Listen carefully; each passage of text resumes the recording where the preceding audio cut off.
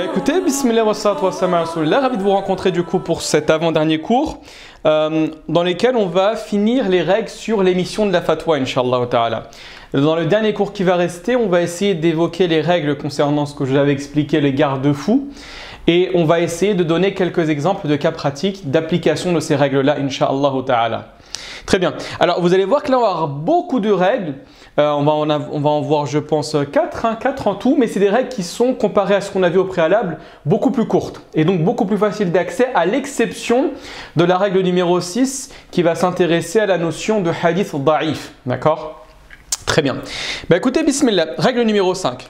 Du coup, c'est l'inconcevabilité de l'absence du statut juridique d'un acte largement répandu à l'époque de la révélation. Alors, c'est vrai que les termes de la règle peuvent faire assez peur, mais c'est relativement simple à se comprendre.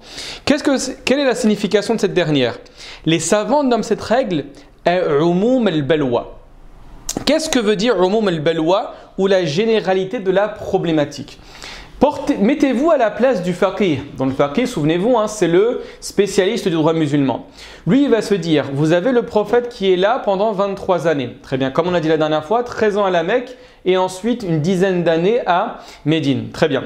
Par la suite, ce qui va se passer, c'est qu'il va recevoir le prophète, alayhi salatu wassalam, le Coran, il va recevoir la révélation de Dieu et dans cette révélation-là, il y a une information capitale, à savoir que ce texte qui est la dernière révélation de Dieu vers l'humanité va être opérant dans tous les moments et donc à toutes les époques et pour toutes les populations.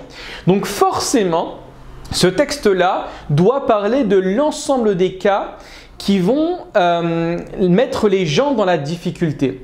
Vous ne pouvez pas avoir une situation extrêmement importante qui va toucher l'ensemble de la communauté, l'ensemble de la population et le texte religieux va rester silencieux. Par contre, faites attention, s'il reste silencieux, c'est qu'il y a une raison derrière tout ça. D'accord? Donc c'est ça, Umum al-balwa. Umum al-balwa, c'est ce que nous venons d'expliquer. Donc un acte répandu doit forcément avoir une réponse. Pourquoi? Parce qu'il y a un besoin derrière cette notion-là. Et également unité. Imaginez-vous, barakallahu fikum, que le prophète alayhi salatu wassalam n'aurait pas expliqué comment faire la prière, comment donner la zakat, quels sont les annulatifs de la prière, comment réaliser le hajj. Ce serait catastrophique parce que personne par la suite aurait la capacité de venir et d'expliquer ces éléments nouveaux. Donc il y a un besoin de personnes et également pour pouvoir éviter la divergence sur les fondamentaux. Il n'y a pas de divergence sur le nombre de prières, il n'y a pas de divergence sur la somme à donner à la zakat, il n'y a pas de divergence sur le mois à jeûner. Il n'y a pas de divergence sur l'endroit où nous devons réaliser le hajj. D'accord? Donc c'est ça la notion de umum al-balwa. Par contre, vous allez voir qu'on va rentrer un petit peu plus dans les détails. Donc comment les fuqaha vont nommer également cette notion-là? Vous allez voir que le terme de umum al-balwa est arrivé relativement tard dans les ouvrages de fiqh. Et donc les anciens, ce qu'on appelle les salaf, gardez bien en tête que le terme salaf fait référence aux 3 premières générations, d'accord, après le prophète alayhi salatu wassalam. Donc eux vont dire, ils vont parler de ce qu'on appelle al-daruratul amma ou la nécessité généralisée. Ils vont également dire hajatun nas. C'est ce qu'ils disent tout le temps. Parce qu'il y a un grand besoin de la population. Les gens ont besoin de connaître cela. D'accord? Par opposition à certaines questions qui relèveraient des détails. D'accord? Très bien, poursuivons, Inch'Allah ta'ala. Donc, si un texte est absent sur une problématique générale, c'est là ce qui va être le plus important. Imaginez, barakallahu fikum, que vous avez effectivement quelque chose qui était relativement répandu à l'époque du prophète alayhi salatu wassalam. D'accord? On va parler par exemple de la consommation de la viande. Par exemple, on va parler par exemple, je ne sais pas moi, le fait d'utiliser les sabres, comme à l'époque c'était répandu. Ou comme les exemples qu'on va donner par la suite, la zakat sur les chevaux. Il y avait beaucoup de chevaux à l'époque du prophète alayhi salatu wassalam, mais il y a une absence de texte. Donc si un texte est absent sur une problématique générale, donc sur ce qui relève de umum al-balwa, qu'est-ce qu'on va en déduire? Il incombe de nous baser sur le principe de continuité. Souvenez-vous, c'est quoi l'istishab, le principe de continuité. Quand j'avais fait le schéma avec le cercle, l'istishab, en d'autres termes, qui peut me la résumer en un mot? Quelle règle fait référence à l'istishab, le principe de continuité? Qui se souvient? Ah, c'est presque ça, mais ce n'est pas celle-là précisément. C'est la règle qu'on a dit la plus importante pour pouvoir déterminer ce qui est autorisé de ce qui est interdit. Donc il n'y a pas de texte qui le prouve, tout est autorisé. Allah barak fik, c'est exactement ça. C'est exactement ça. C'est exactement ça. Allah barak fikum. Tout est autorisé jusqu'à preuve du contraire. Al-aslu fil ashya al-ibaha. Donc en fait, c'est ça. Donc si vous avez un texte qui est absent sur une problématique générale, nous, comment on va en déduire? Comment on va essayer de donner un avis? Eh bien, on va partir tout simplement sur le principe de continuité. Certes, cette notion a été présente à l'époque du prophète, alayhi salatu wassalam. Il n'y a pas de texte sur cette dernière-là, donc on revient à la base. Tout est autorisé jusqu'à preuve du contraire. Aussi simple que cela. D'accord? Très bien. Poursuivons, barakallahu fikum. Quelques exemples que je vous donne sur l'application de cette règle-là. Que faire si une glaire est avalée pendant le jeûne? Voilà, c'est une question que tout le monde a besoin. Hein. Vous êtes d'accord avec moi ou pas? À l'époque du prophète, tous les musulmans jeûnaient. Et la problématique de la glaire qui est avalée, vous savez que les savants ont débattu sur cette question-là. En disant que mais c'est assez problématique. Bon, je suis désolé, je vais rentrer dans l'explication, c'est pas très propre, mais bon. Vous avez la glaire qui est au niveau de la gorge. Elle va sortir. Des fois, elle va rentrer dans la bouche et vous allez devoir la ravaler. Et donc là, certains vont se dire, ah, mais il y a consommation. Consommation, entre guillemets, c'est pas un aliment, mais il y a quelque chose qui est… Parce que l'annulatif du jeûne, c'est quoi? C'est le fait de faire introduire quelque chose volontairement à l'intérieur du corps. Donc vous allez par exemple manger, je ne sais pas, n'importe quoi, hein. Vous allez manger un grain de riz, volontairement ça annule le jeûne. Vous allez inhaler quelque chose également de puissant, ça va annuler le jeûne. D'accord? Vous allez introduire de l'eau par le nez et vous allez la consommer par la suite, ça va annuler le jeûne.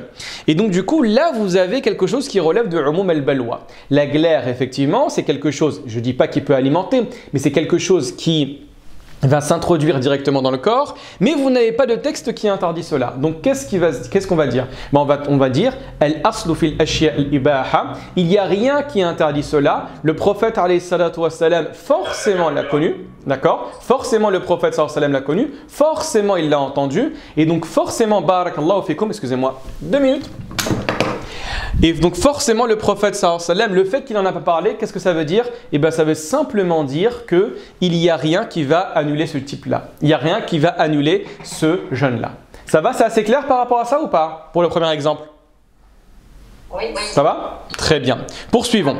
Également, toucher ses parties intimes annule-t-il les ablutions? C'est une question qui est débattue, hein? D'accord? Et vous avez deux grands courants sur cette dernière. Vous avez le courant shafi'ite, d'accord, qui va considérer qu'effectivement si la personne touche ses parties intimes, ça va annuler les ablutions. Et vous avez le parti d'Abu Hanifa, qui va utiliser ici umum al-balwa, en disant mais c'est pas possible que les textes restent silencieux sur cette question-là, alors que tout musulman devrait connaître ceci. Tout musulman doit connaître effectivement quels sont les annulatifs des ablutions. Donc le raisonnement d'Abu Hanifa, c'est de se dire mais comment se fait-il qu'il existe que très peu de textes, voire qu'un texte, et certains ont critiqué l'authenticité de ce texte-là, qui va parler de l'annulation des ablutions. Donc pour Abu Hanifa, la personne qui va toucher ses parties intimes, ça ne va pas annuler ses ablutions. D'accord? Donc il se base sur ça, sur umum al-balwa. Et vous allez voir également que par la suite, que dans la méthodologie d'Abu Hanifa, il n'accepte pas le hadith ahad. Souvenez-vous la dernière fois, on avait dit hadith ahad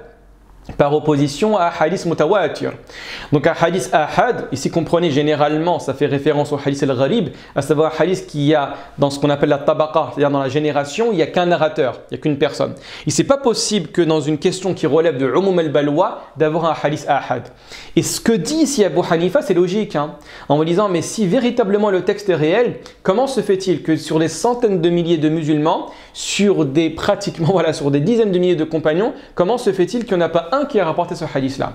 Donc il vous dit que le faible taux de hadith, le faible taux de texte sur cette notion-là est un indicateur de mensonge. D'accord? C'est ce qu'il vous dit, c'est le raisonnement d'Abu Hanifa. Très bien, on avance. Dis-moi, tafaddal, c'est Mohamed. Salam. J'ai pas bien compris la dernière explication concernant le fait de toucher des parties intimes. Est-ce que cela annule-t-il les ablutions? Parce que je vais te donner un exemple beaucoup plus clair, Inch'Allah ta'ala. Un exemple beaucoup plus clair. Imagine, barakallah, fait que tu es Mohamed, tu es dans une classe, d'accord? Tu es dans une classe de, on va dire, 40 élèves. Donc c'est quand même assez imposant. Le professeur est malade, d'accord? Le professeur est malade. Donc du coup, le remplaçant va t'arriver. Tu es d'accord avec moi ou pas? Le remplaçant, dès qu'il arrive, il va dire, écoutez-moi, je fais exactement la même chose que le professeur initial qui est malade pendant une semaine.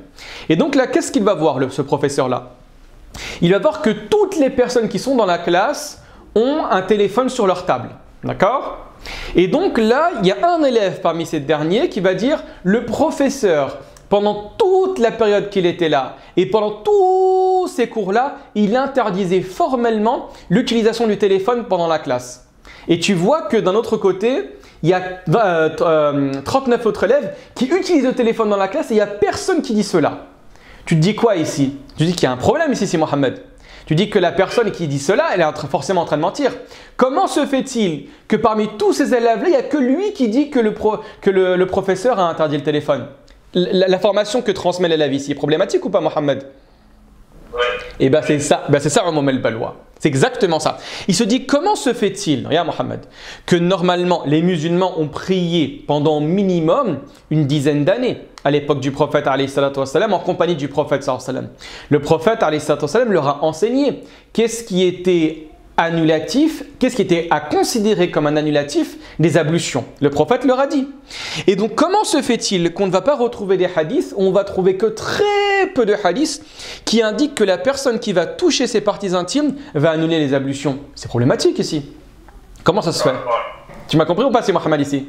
Oui, j'ai compris. C'est ça en fait ici, Umum al-Balwa. Et c'est logique, hein? Vous comprenez, c'est logique ici. La logique d'Abu Hanifa, elle n'est pas à mettre en suspens. Elle est forte, hein? Elle est forte. D'accord? Très bien. Pour information, il n'y a pas que Abu Hanifa qui l'a prise, hein? Beaucoup d'autres savants l'ont pris, hein? Les Malikites également l'ont considéré, hein? Barakallahu fikum. Très bien, on avance. La zakat sur les chevaux, exactement de la même manière. Vous avez des textes qui vont parler de la zakat sur les ovins, sur la zakat sur les bovins, la zakat sur les camelidés.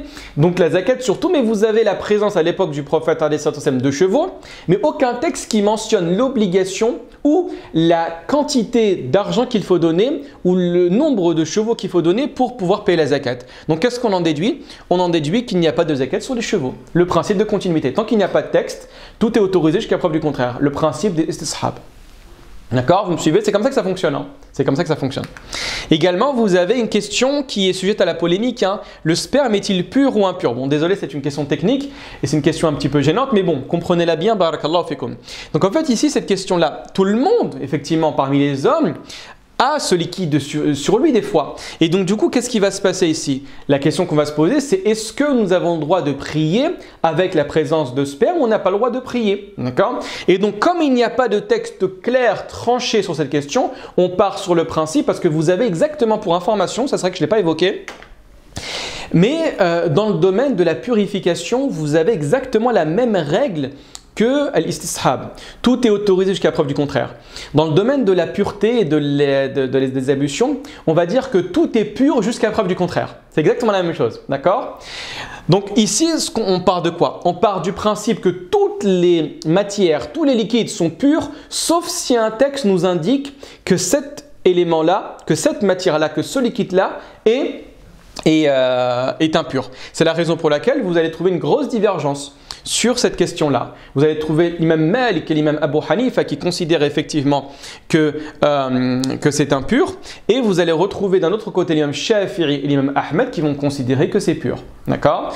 En se basant sur le raisonnement bien évidemment de Umum al-Balwa, mais également sur le fait que le prophète alayhi salatu wassalam a prié à un certain moment, comme cela est mentionné dans Sahih Muslim, avec des traces de sperme sur ses vêtements, et que Aïcha avait nettoyé au préalable simplement en voyant encore les traces d'eau. Et également le raisonnement qu'ils ont mis en avant, c'est le fait de se dire mais le sperme est la base de toutes les personnes vertueuses, mais également la base des prophètes. Donc comment cette base-là pourrait être impure? Vous voyez ce que je veux dire ou pas? C'est comme ça leur raisonnement. D'accord? C'est pour ça que la vie, franchement, qui s'approche le plus, wallah alam, de la vérité, c'est de considérer que c'est un élément qui est pur. Très bien. On avance, barakallahu fikum. Certains savants utilisent-ils ce principe de droit? Comme j'ai évoqué, je pense que vous l'avez très bien compris, l'école hanafite, bien évidemment. L'école hanafite va énormément l'utiliser, et oui, c'est un principe dans l'école hanafite pour l'accord ou le refus d'un hadith ahad. Vous allez voir beaucoup plus tard, incha'Allah ta'ala, principalement dans l'usul, quand vous allez voir les spécificités des différentes écoles, vous allez voir la méthodologie de chaque école. Vous allez voir qu'Abu Hanifa va avoir une méthodologie. L'imam Malik, il va en avoir une. Shafi'i va en avoir une. Et l'imam Ahmed va en avoir une. Et comme on a expliqué au tout premier cours, on avait dit que puisque la méthodologie va diverger, forcément les résultats vont diverger. Et parmi l'école qui a la méthodologie la plus poussée, la plus technique et la plus précise, c'est l'école de Abu Hanifa, dans lequel il va se dire, vous savez qu'Abu Hanifa n'a pas grandi à la Mecque, il n'a pas grandi à Médine, il a grandi en Irak. Et en Irak, la problématique, elle est double. La première, c'est qu'il va être confronté à des anciens Perses. Et ces Perses-là avaient une philosophie, avaient une manière de vie. Donc forcément, le débat intellectuel va être beaucoup plus élevé. La deuxième des choses, c'est qu'il y a de nouveaux convertis, des personnes qui vont entrer dans l'islam.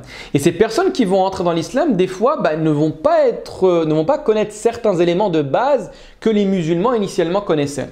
Donc l'école d'Abu Hanifa a eu pour principe et comme pour méthodologie d'être très critique des fois sur la présence de certains hadiths qui lui arrivaient, surtout dans le contexte de l'époque.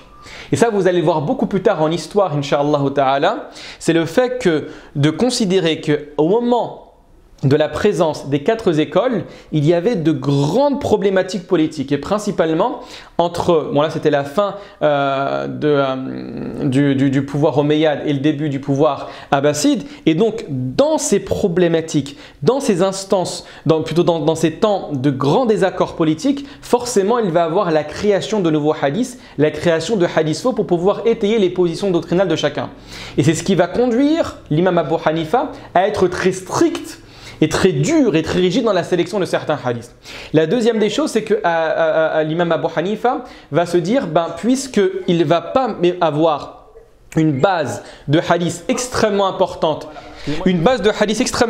comme les autres, comme Shafi'i, comme Ahmed et principalement comme l'imam Malik, qui a grandi, l'imam Malik à Médine, qui a vécu à Médine. C'est pour ça qu'on l'appelle Imam Dar al-Hijra, à savoir l'imam de Médine. C'est la raison pour laquelle, parmi les fondements que va retrouver l'imam Malik dans son madhab, c'est le fait de considérer que lors qu'il y a unanimité des savants de Médine sur une question, ça va prévaloir sur le hadith sahih. On verra ça plus tard, Inch'Allah ta'ala. Et donc, l'imam Abu Hanifa va mettre, dis-moi si Mohamed. Ouais, excuse-moi de te couper en fait. Tafaddal. Je souhaiterais revenir sur la dernière explication que tu as donnée par rapport à l'impureté, à la pureté ou à l'impureté des sperme. Dis-moi. Voilà. Donc on est d'accord. Là, on est dans le principe de Umumul Balwa. Exactement. On est dans le Umumul Balwa. Donc il n'y a pas de texte juridique qui régit sur cette possibilité.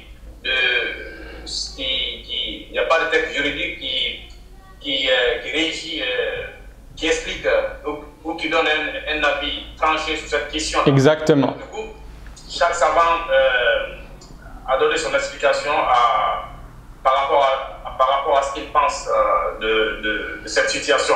Donc, du coup, pour un musulman qui se retrouve confronté, comment on appelle ça, à cette situation, si par exemple il accomplit la prière dans cet état, on est bien d'accord, la prière n'est pas invalide. Non, la prière est valide, Inch'Allah. La prière est valide. Ouais. En fait, il y a un principe qui est très beau dans le madhab de l'imam Malik qui s'appelle Mura'atul Khilaf. Mura'atul Khilaf, c'est quoi? C'est si tu prends par exemple des fois une question précise dans le madhab de l'imam Malik qui va t'interdire cette notion-là. Je te donne un exemple, l'un des exemples les plus connus, c'est la question du mariage. D'un côté, tu vas retrouver pour la majorité des savants le wali, donc le représentant de la femme. Ce n'est pas le tuteur, hein. Faites attention, ne traduisez pas le wali de la femme dans le mariage par le tuteur. C'est rabaissant, c'est humiliant. Tuteur, c'est quand tu mets quelqu'un sous tutelle, c'est-à-dire que tu n'as pas les facultés cognitives pour pouvoir déterminer le bon du mal. C'est absolument pas ça le wali. Le wali, c'est celui qui va pouvoir prendre la défense en cas de litige. En cas de problématique, ça va être celui qui va remettre en place le rapport de force entre l'homme et la femme dès lors qu'il y a des problématiques qui vont se manifester dans le couple. C'est ça le wali, d'accord?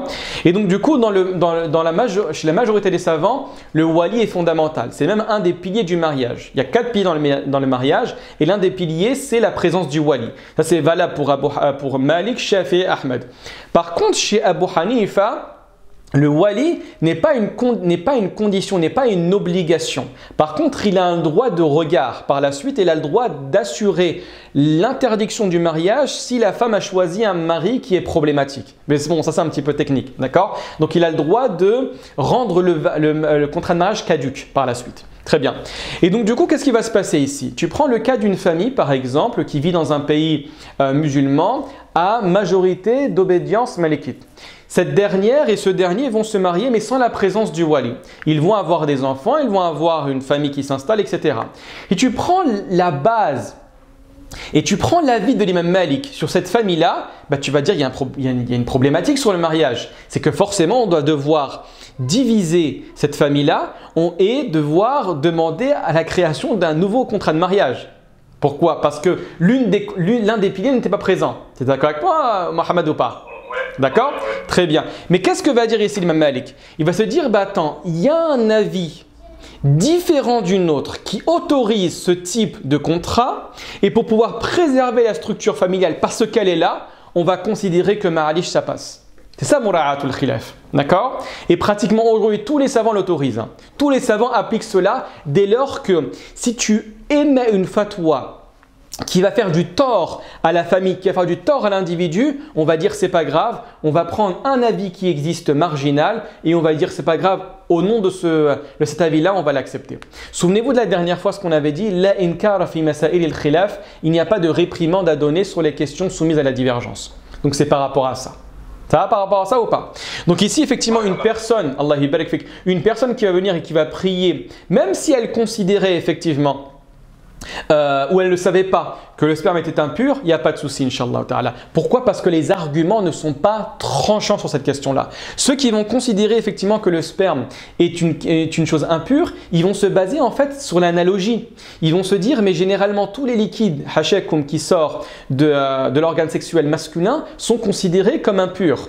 Vous en avez principalement trois. Vous avez l'urine, vous avez le liquide prespermatique qu'on appelle al-madhi, et vous avez un liquide blanchâtre qui va sortir et rugueux, qui va sortir après les urines qu'on appelle al-wadhi. Et donc ils vont considérer effectivement que ces trois liquides sont néfastes, sont impurs, donc forcément le sperme va prendre le même état, le même statut, le même hukm que cela. D'accord? Donc il n'y a rien de tranché. Mais par contre, si nous on se base sur umum al-balwa, effectivement on va dire il n'y a rien qui interdit cela. C'est la raison pour laquelle, franchement, aujourd'hui, de plus en plus, on considère effectivement que le sperme, le mani, n'est pas considéré comme une impureté. Ça va, c'est assez clair? Ça va? Merci beaucoup. Allah barak fik. Très bien. Donc du coup, pour revenir à nos moutons, Allah barak fikum, ce qu'on avait dit, c'est que l'imam, principalement dans la sélection du hadith ahad, tout ce qui n'est pas mutawatir, l'imam Abu Hanifa va mettre en place une méthodologie extrêmement précise. Je vous donne un exemple. Si un hadith ahad arrive sur une question qui relève de umum al-balwa, donc d'une problématique générale, il va mettre le hadith en suspens. Quand le hadith va venir et va être en contradiction avec les fondamentaux de la religion, il va le mettre en suspens. Comme le hadith extrêmement connu qu'on appelle le hadith del-Musarrat. Bon, c'est un hadith un petit peu compliqué qui rentre dans le domaine du commerce. Également, quand un hadith va venir et le narrateur va contredire les propos du hadith. Ah bah là, il va le mettre en suspens, d'accord? Comme c'est le cas du wali, d'accord? C'est le cas du wali avec le hadith de Aïcha, d'accord? Donc vous avez une méthodologie précise qu'on étudie au fur et à mesure dans l'étude, lorsqu'on va étudier les différentes écoles de droit. Très bien. Donc ça va, normalement, pour cette règle, c'est assez clair, hein? Souvenez-vous, hein? D'accord? Donc tout ce qui va venir et qui va s'intéresser au umum al-balwa, forcément, vous allez retrouver un texte. S'il n'y a pas de texte, on met en place le principe de préférence, à savoir l'istishab, tout est autorisé jusqu'à preuve du contraire. D'accord?